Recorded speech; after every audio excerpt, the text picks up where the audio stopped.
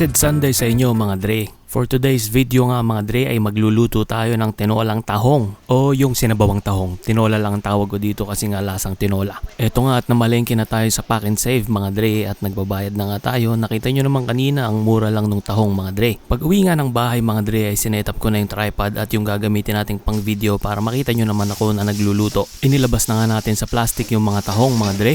At kaya nga siguro mura yung kilo ng tahong ngayong araw na to mga Dre ay hindi siya kalakihan. Pero pwede na rin dahil alam naman nating fresh na fresh etong mga tahong na to mga Dre. Eto nga kung makikita nyo mga Dre ay sinisimulan ko ng linisin yung mga tahong. Dahil nga dito sa New Zealand ay binibenta nila yung tahong na straight na kaka-harvest pa lang. At meron pang mga nakadikit na mga maliliit na shells at meron pang mga dumi-dumi. Pagkatapos nga nating linisin yung mga tahong mga Dre ay eto na. Hinasa nga natin yung ating kutsilyo mga Dre. Kung mapapansin nyo medyo malaki yung kutsilyong ginagamit ko. Mas sanay kasi akong gumamit ng ganyang kalaking kutsilyo at gusto ko ay laging matalim ang mga kutsilyo mga Dre. Ang mga sahog nga pala nitong lulutuin natin mga Dre ay parang simpleng tinola lang din. Syempre kailangan natin ng bawang. Ito nga at hinihiwa ko na yung bawang natin mga Dre. Ito nga ang ginamit nating bawang ngayong araw na to ay yung balat na. Syempre para mas madali.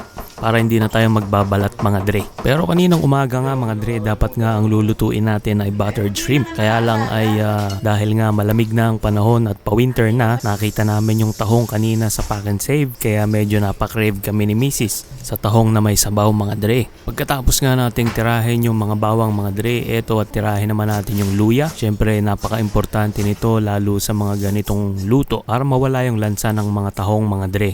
At syempre mga Dre, wag din natin kalimutan yung sibuyas dahil laging partner yan, bawang, sibuyas at luya. At eto nga pala mga Dre ay leek. Natutunan ko ngang gamitin etong halaman na to sa mga niluluto ko recently dahil nagdadagdag siya ng sarap mga Dre. Ang lasa nga nitong leek para siyang onion chives. Pero medyo matamis siya at saka ang laki niya, halos kasing laki siya ng pandan mga Dre. Pero pag naluto na siya, yung lasa niya medyo manamis-namis na nalalasahan mo pa rin na parang medyo may lasa ng dahon ng sibuyas. Pagdating nga dito sa may mga part na may dahon na mga Dre, hugasan natin kasi meron pang mga lupa-lupa yan mga Dre. So ayaw naman nating humalo sa sabaw yung mga lupa na yon kaya alisin na rin natin. Ito nga mga Dre, tapos na nga tayong maghiwa.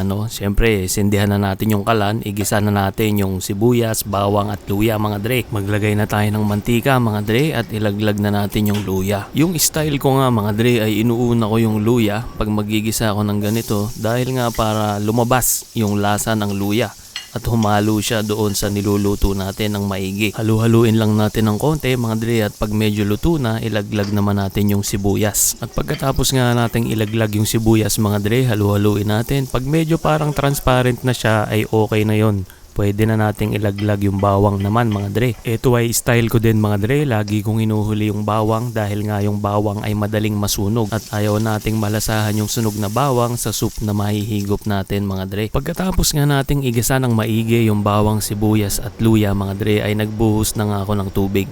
Kung napansin nyo nga ay nagpainit na ako ng tubig para pagbuhos ko ay mabilis ng kumulo. Nung kumulo na nga yung tubig mga Dre, nilagay na nga natin yung tahong.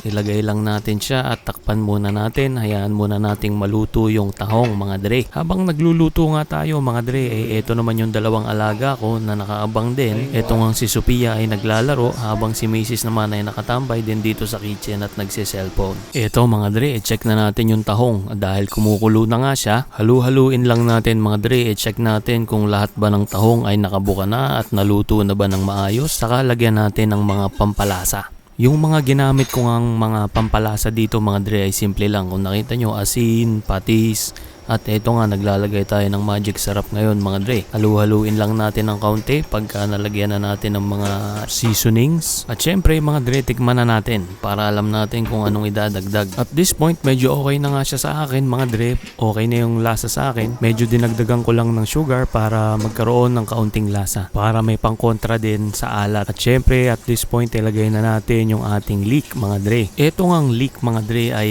mabilis lang maluto. Kaya ito ay lagi kong hinuhuli para hindi naman siya labog na labog pagkakainin na natin mga Dre. So again mga Dre, takpan lang natin at pakuluin natin hanggang maluto yung leek. Ito nga mga Dre, luto na nga yung leek. At syempre final taste na tayo mga Dre. Ito nga at nagdagdag ako ng konting magic sarap. At nilagyan ko din ng konting paminta para may punch ng kaunti yung ating tinolang tahong. Hinalo-halo nga lang natin ng kaunti mga dre. At eto nga, tapos na ang ating tinolang tahong mga dre. Halika, kakain na tayo mga dre.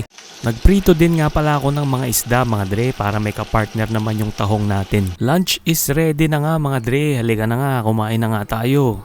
Tikman na natin ang niluto natin na tinolang tahong mga dre.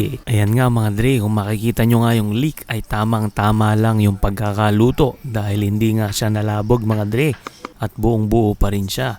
Ito nga yung pamilya ko at halika na, kumain na tayo mga dre. Ito nga mga dre, papakita ko nga sa inyo yung laman ng tahong dito sa New Zealand mga dre. Talaga namang masosolve ka sa laki ng laman nito. I think ito nga yung dahilan kung bakit nagkaroon ako ng gout mula nung lumipat kami dito sa New Zealand mga dre. O paano mga dre, mahaba na naman. See you na lang sa next video mga dre. Thank you for watching mga dre.